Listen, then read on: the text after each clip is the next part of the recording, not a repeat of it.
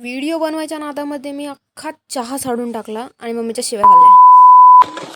आता हे बघा, मला खूप लोक विचारतात की तू नक्की खोपोलीतच राहतेस का, कारण की तू खोपोलीत तर कधी आम्हाला दिसलीच नाही. अरे भाई, कसं काय दिसेल मी खोपोलीत तुम्हाला? असा अवतार असल्यावर मी कसं काय दिसेल? आणि तुमच्या बाजूला जरी असले ना तरी तुम्हाला कळणार नाही. सो मग आवरून मी गेली होती मंदिरात. मंदिरातून डायरेक्ट आली घरी. घरी आल्यावर बघितलं तर पप्पांनी पिक्चर लावला होता. भूताचा पिक्चर होता. आम्ही दोघं मस्त पिक्चर बघत असताना मध्येच दीदी आली. दीदी घाबरायला लागली.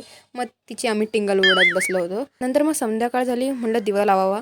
तर तिकडे बघितल्यावर मला कळलं की पाल आली होती घरात. आणि मला माहिती आहे की संध्याकाळची पाल घरात आलेली चांगली असते, पण याचा अर्थ असं नाही की तू आमच्या डायरेक्ट देवघरात जाऊन बसशील.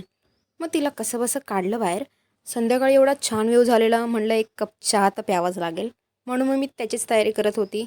म्हणलं आता चहा केला आहे तर मग एक व्हिडिओ पण काढू. पण कसला काय, माझं नशीब खराब.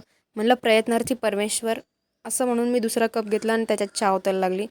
पण यार, तर मला माहिती नाही नक्की कोणाची चुकी आहे. माझी चुकी आहे, त्यात चाळणीची चुकी आहे, का माझं नशीबच खराब आहे.